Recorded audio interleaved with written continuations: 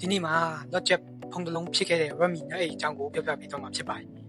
မိတ်ဆွေဟာအခုလာမယ့်2016မှာ Redmi Note 8ကိုဝယ်ဖို့စဉ်းစားနေတယ်ဆိုရင်ဒီဗီဒီယိုကိုကြည့်သွားလိုက်ပါ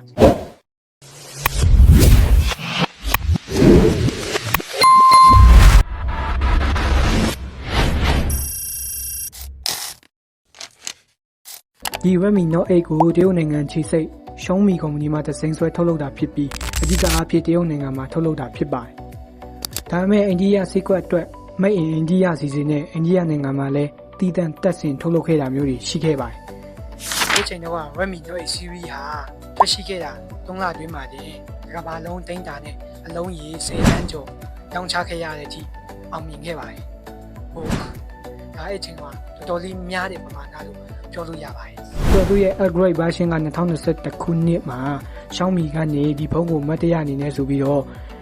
ချိတ်အသစ်လဲပြီးတော့ Redmi Note 8 2021အသစ်ဆိုပြီးတော့ပြန်လည်ထုတ်လုပ်ခဲ့ပါသေးတယ်။ဒီဖုန်းက2019ခုနှစ်ကထွက်ရှိခဲ့တာဖြစ်လို့အခု2026ရောက်ရင်9နှစ်သက်တမ်းရှိသွားပါပြီ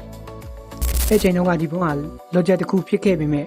အခုချိန်မှာတော့ဝယ်မယ်ဆိုရင်တော့ထည့်သွင်းစဉ်းစားရမယ့်အချက်တွေအများကြီးရှိလာပါတယ်။ဖုန်းကို2026မှာမဝယ်သင့်တော့တဲ့အချက်တွေကိုကြည့်မယ်ဆိုရင်သူ့ရဲ့ performance ပိုင်းမှာ Snapdragon 665က2026ရဲ့ APP နဲ့ဂိမ်းတွေတွက်ဆိုရင်တော့တော်တော်လေးလေးလံနေပြီလို့ပြောလို့ရမှာဖြစ်ပါတယ်။သူ့ရဲ့တက်တန်းလဲ9နှစ်ရှိလာပြီဆိုတော့ဒီလောက်တော့ရှိမှာပေါ့လေ။အခုခေတ် Facebook Messenger တို့လို APP တွေတောင်စိတ်ကြီးလာပြီးတော့စွမ်းဆောင်ရည်အများကြီးလိုလာတာကြောင့်ဒီဖုန်းမှာသုံးမယ်ဆိုရင်ဟန်တာတွေဖုန်းပူတာတွေကိုအတော်များများကြုံလာရနိုင်ပါတယ်။ဒုတိယတစ်ချက်ကတော့ software update ပါ။ Redmi Note 8ဟာ Android 11မှာတင်အသက်ရက်သွားခဲ့တာကြပါပြီ။အခု2026မှာ Android 16ဒါမှမဟုတ်19လောက်ထွက်နေမဲ့ချိန်မှာ9ဆလောက်နောက်ကျနေပါပြီ။ဒါအပြင် security အတိတ်တွေလည်းမရတော့တဲ့အတွက်ကိုယ့်ရဲ့လုံခြုံရေးအရာဆိုလည်း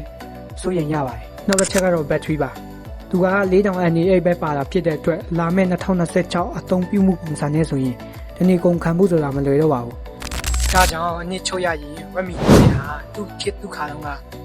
ချင်းဖြစ်ခဲ့ပေမဲ့အခုလာမယ့်2026မှာတော့သူ့ကိုနားပေးလိုက်တာအကောင်းဆုံးလို့ကျွန်တော်မြင်ပါတယ်မိတ်ဆွေရောဘယ်လိုမြင်ပါလဲcomment မှာရေးခဲ့ပေးလို့ရပါတယ်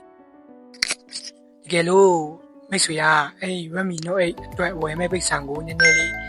ထပ်စုပြီးတော့အခုပေါ်ရဲ့ Note series တွေ A series အသစ်တွေကိုဝယ်ဖို့စဉ်းစားပါလို့ကျွန်တော်ကြံပေးချင်ပါတယ်အားလုံးကိုကျေးဇူးတင်ပါတယ်ဗီဒီယိုကတခုခုရရှိခဲ့မယ်ဆိုရင် like and subscribe လုပ်ပေးတော့ပါဦး